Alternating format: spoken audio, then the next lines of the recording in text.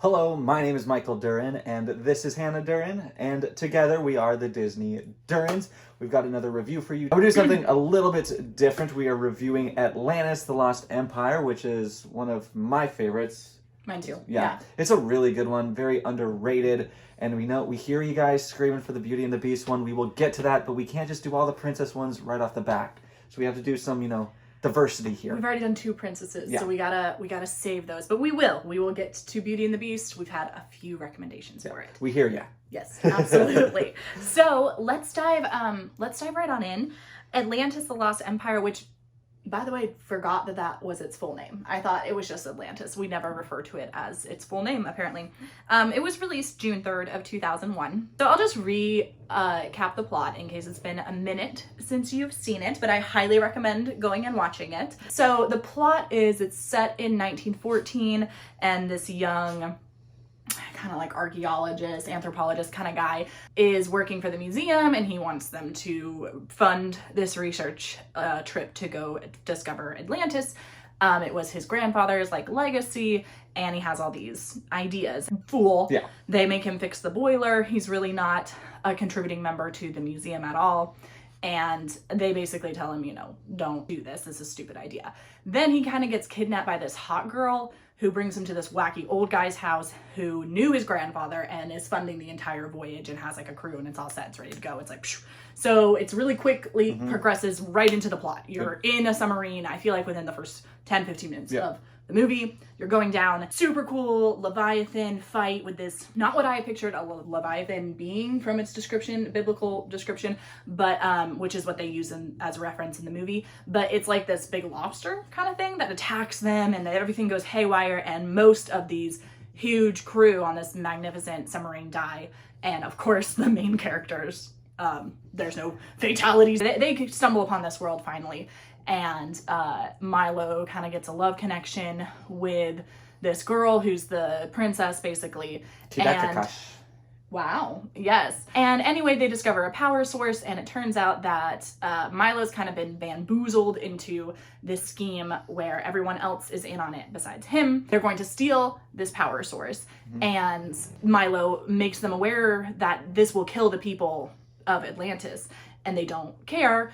They don't care that they're murdering all these people. They just want the power source. So the main guy and the hot girl are the bad guys, basically, but it's kind of a twist. You don't know that till 2/3 into the movie, I'd say. Most of the team ends up following Milo. They defend Atlantis, and Milo stays with his girl and chills in Atlantis and lives there, which is a crazy way to end the movie. He doesn't go back to Washington, D.C. He stays. So that's very obviously abbreviated and Hannah version of the plot. If you want a real plot description, go read Wikipedia. This is what you're in for. This is better. So we're crazy, chaotic, it's messy. What are you gonna do about it? Whatever. So that's the plot. I didn't miss anything. The plot in a nutshell is Avatar, Pocahontas, Ferngully. Just this is done differently. Same plot. What else you need to know is this started production in 1996.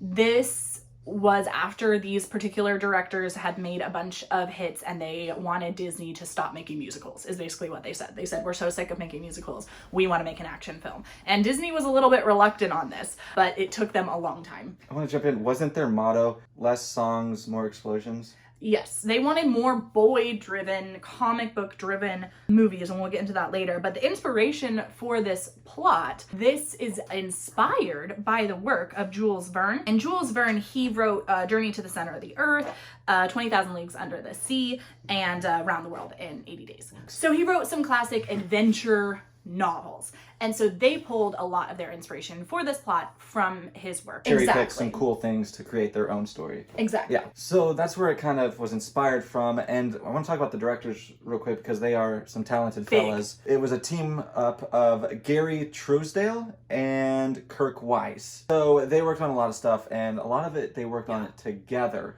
such as they're a Disney duo. Yeah, they were writers on The Lion King. They directed Beauty and the Beast together, which is pretty huge. They also directed my favorite Disney movie of all time, The Hunchback of Notre Dame. Yes. And then they worked on a lot of other stuff. They worked on Oliver and Company together. Separately, they also did a lot of stuff. Gary Truesdale was an effect artist way back on The Black Cauldron. He worked on the story for The Little Mermaid and The Rescuers Down Under. And he worked on pre-story concepts and CGI for Aladdin. So okay. He kind of had a... He played a lot of roles in Disney. He did directing, he did art, he did a lot of different storylines. Just a really talented guy. And then Kirk Wise directed Homeward Bound. One of our favorites, so I had to throw that in there. They made a lot of our childhood. Really beloved stuff. Yeah. Disney, no offense to your favorite movie, but Disney did kind of coax them into making The Hunchback because, like they said, they wanted more explosions, less music. And The Hunchback is a musical. It is. And so finally, they said, okay, well, we'll make this musical for you if you finally let us do what I'm categorizing as like a boy movie. It's a big adventure movie. Yeah. And the scope of it is very big for an animated movie. It feels big. It feels big. It feels like, I don't mean this in any disrespectful way, it doesn't feel like a Disney movie. At all. No. At all. There's a few death scenes that I'm like, that's like evil, straight up evil. There's a lot of deaths. There's a lot of death. I mean, not as much as Mulan, but... It's up there. The body count is high. It's high. Not Mulan high, but high. Okay, so we've talked about directors. Let's get into the animation and the budget on this film. So this was more CGI than they had ever used. Now, it wasn't fully CGI. It's still a 2D animation movie. It's actually really notable for animatronic format, which basically, when I looked that up, because I did not know what it was, it's like filming in widescreen, but there's two ways to do it. And this is the superior way to do it, from what you can look it up yourself and get a description on it. But it's noted for being one of the very few movies to ever do it. Okay. So it's kind of crazy in the world of animation for that aspect. This was a box office flop. It did not... Flop, I guess, is a strong word. It did not lose money at the box office, but it did not make very much money at all. And they had high hopes for this one. Yeah, it made about $90 million, but it has a 49% on Rotten Tomatoes. So what I thought is that it was critically acclaimed, but not necessarily financially successful. But I guess that's not the case. So no, not critically acclaimed, did not get nominated for any award. No real awards. It won like some Annies, nothing big. And it was a $120 million budget. So it was a big movie for that time, especially. It is actually a cult following, not critically acclaimed. And that is a lot because of Mike Mignola. So he's, if you don't know, which I didn't, so don't feel bad, he's a really big comic book artist. He did Hellboy, is his most big name thing. Did he do the illustrations for Hellboy comic books? Yes. Okay. So he was the style inspiration for this movie. And that comes across. It does. As I was telling you, it looks like a comic book, and then you came at me with that information. I'm like, they did a great job. So they mastered what they meant, or what they set out to do. So let's segue into characters and casting. So who is your favorite character? My favorite character, it's really tough, because Milo is so incredible. Right. But I feel like that's just a cop-out to pick Milo. So I'm actually going to go with Sweets, who is the doctor character. There's just something about him that I always really liked. He was so friendly and just really super talkative. He talks a million miles a minute. He's just blah, blah, blah, blah, blah, blah. Yeah, he's super funny. Yeah, and I he's like just Sweets a lot. super endearing. So I'm going to go with Sweets. I really liked him. So, but I have a huge crush on Milo. He's a nerd. I love nerds. And he's got them big glasses. Yeah, and Michael J. Fox, Marty McFly does his voice, and so everyone's first crush is Marty McFly, right? All the 90s girls. Yeah, so I love Milo. I guess he probably is my favorite, but the Italian explosive guy, Vinny, he's great. Is my low-key, he's my favorite. I do love Vinny and his whole spiel about his flower shop he wants to open. Is there any characters you don't like? Mole.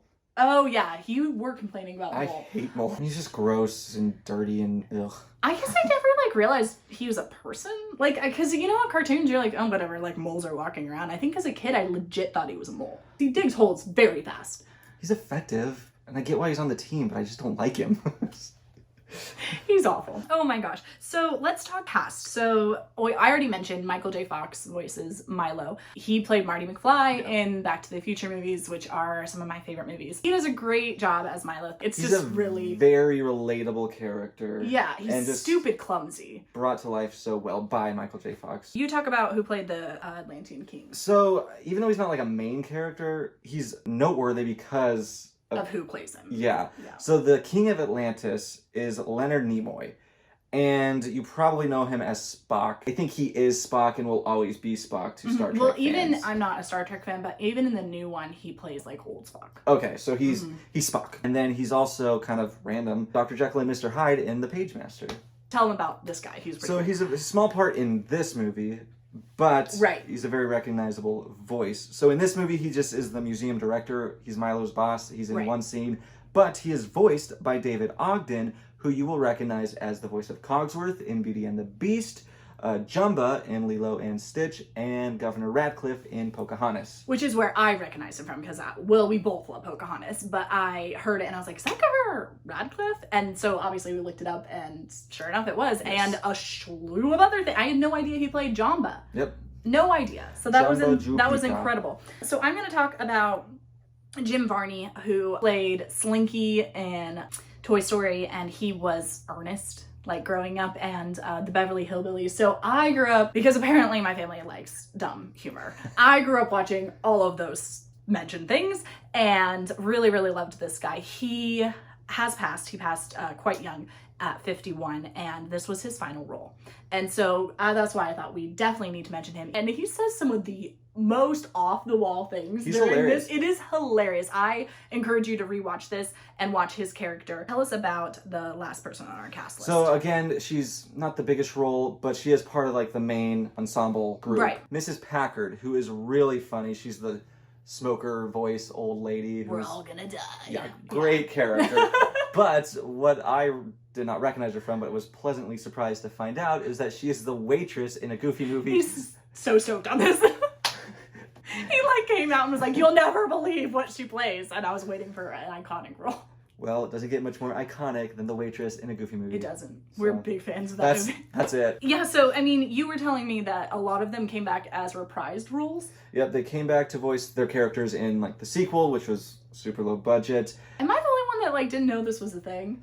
We should probably watch that just to make fun of it. If you want to see direct-to-DVD sequel reviews, let us know in the comments down below. Let us know what you guys want to see. And while you're there, like and subscribe to this channel. Thank you. And go ahead and like our Instagram as well. Oh, we got a plug. He's getting needy. We're plugging. Okay, so last but not least, music. Let's talk about the score. This is not a musical, as we stated several times. Yeah. Gary and Kirk did not want it to be musical, but there is nevertheless a score. Yeah. Of course, action movies have intense scores, but holy crap, did they hire the person for an action movie score? So James Newton Howard, this guy made the score for Batman Begins, The Dark Knight, The Hunger Games, the Fantastic Beasts movie, Dinosaur from Disney, which is a really underrated movie that I absolutely love. During the same time, it came out a year prior. Treasure Planet, which came out 2 years after. You were just telling me how much you like Dinosaur's score. This Dinosaur score is something that really stands out about that movie. It does. It's very epic, and he does the same thing with this one. It's a very epic score. It makes the world that they built seem so much bigger, and it really makes those action sequences hit harder and just really elevates the movie. And that's what a score needs to do. You need to feel hyped when the characters feel hyped. You need to feel like you're in danger when the characters are in danger. And if they succeed giving you those emotions, then it's a great score. And Disney definitely found their composer for their action movies. And so Atlantis, they accomplished something really special with Atlantis, and Disney really wanted this to be a big movie. Well, they expected it to be. They did, yeah. And unfortunately, it wasn't quite that. No. But they did have a lot of plans to include it in the parks. The submarine ride in Disneyland was supposed to be an Atlantis ride. They were going to change it. Yeah, they were going to change it into a journey to Atlantis, and it was going to be an expensive project. So they waited to see how this performed, and unfortunately, it didn't perform to the level that they needed it to. But that would have been really cool. Yeah. And it just shows that Disney really believed in this project. What could have happened? You know, what if we had Atlantis World instead of Pandora? That's what I was just going to say. It would be so much better. I was actually thinking that. I'm so glad you said that. And I think it would have been better. I don't like, sorry. I don't like the Land of Pandora. I don't like that Avatar. It's the same plot as Atlantis. It's the same plot, like down to the bad guys. They are the same person. I will put a picture of the two of them. They are this identical right here. I'm sad that it didn't have the success it should have. So let's jump in and do our pit and our peak. Yeah, let's start with the pit because I like to end high. Okay. So my pit is Mole. It is. I don't like him. He's gross. Okay. And I've already kind of did my rant, so I'm gonna leave it at that. Mole. It's really hard to find like a pit. So I guess as a kid, I still am really into like lore, different history of things. So this movie fascinated me because of that, and especially because of the crystal and that cool lore around that. And as a kid, I always wanted more explanation. I didn't like that they were just like, yeah, it takes a host and it needs power and has a mind of its own. And that doesn't make any sense. You need to tell, you know, even as a young kid, I was like, I want more details and to explore this more because it doesn't explain anything at all about it. So if there's gonna be a pit, that's my pit, but that's searching. I'm really searching for a pit because it's hard. It is. It's a really good movie. Go ahead and pick our peaks now. So what is your peak? My peak would just be how they brought this ensemble cast together, and it was an incredibly diverse cast. Different ethnicities, different backgrounds, different strengths and weaknesses for each character.